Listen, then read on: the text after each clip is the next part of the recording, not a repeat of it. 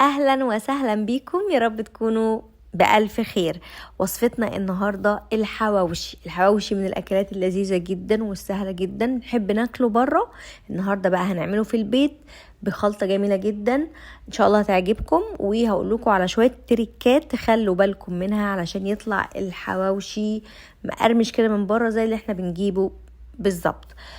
طبعا الحواوشي ينفع في اي حاجة، شغال غدا ماشي، عشاء ماشي، رحلات، خروجات، في اي حاجة يمشي معاكي الحواوشي. خليكم معايا بقى لاخر الفيديو، ما تنسوش تعملوا لايك وشير وتشتركوا في القناة لو انتم لسه مش مشتركين عشان يوصلكم كل جديد. اول حاجة هجيب عندي الكبة علشان اعمل فيها الخضار بتاعي عبارة عن بصل وطماطم وفلفل اخضر واحمر وتوم.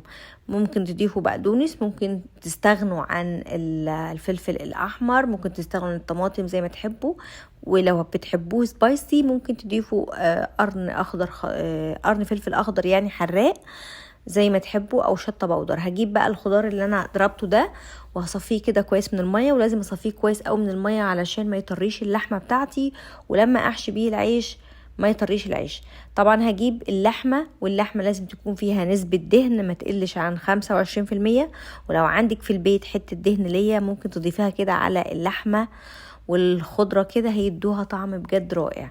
ونضيف التوابل بتاعتنا اللي هي ملح وفلفل اسمر وتوابل او بهارات الحواوشي. لو مش عندك بهارات الحواوشي ممكن تضيفي بهارات لحمه، وتضيفي كمان بهارات مشكله. ضيفي التوابل اللي انت حباها.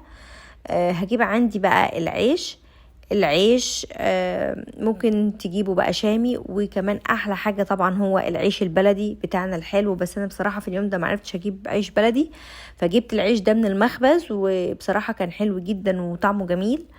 بفتح كده رغيف العيش يا دوب فتحة علشان اعرف احشيه. هجيب اللحمة اللي احنا عملناها بالتتبيلة الحلوة، واعمل كده كورة على قد الرغيف، وادخل كورة اللحم جوه الرغيف، وابدأ بايدي افرد كويس بحيث ان يكون الرغيف كله متساوي، مفيش حته خفيفه وحته تقيله. طبعا الحشوه زي ما كل واحده بقى وذوقها، في ناس تحب تحط حشوه لحمه كتيره، في ناس تحط حشوه لحمه خفيفه، انا بحب الوسط. بس باجي عند الطراف كده ويعني وازود اللحمه علشان اللحمه طبعا وهي بتستوي بتكش. بعد ما حشيت هحطهم كده في صينيه فيها ورقه فويل، وكمان انا حشيت الحواوشي كده بجبنه موتزاريلا. الجبنه الموتزاريلا بتدي الحواوشي طعم تاني خالص، لو مش حابه خليه ساده. وهجيب عندي شويه سمنه او سمنه على زيت او زيت، وهندهن بيه وش الحواوشي كده من فوق ومن تحت. ده بقى اللي بيخليه بجد ياخد قرمشه حلوه جدا. هندخله على فرن من 180 190، ونقلب كل شويه كده على الوشين لحد ما اللحمه تستوي وياخد معانا اللون الحلو الجميل ده. بجد طعمه جميل جدا، ويعني لو عملتوه في البيت مش هتستغنوا عنه او عن طريقته، وهتبطلوا تشتروه من بره. اللحمه مستويه، ريحتها جميله، طعمها جميل، وكمان عملت صوص الطحين الحلو اللي كلكم شاطرين في عمايله، بيبقى حلو قوي جنب الحواوشي.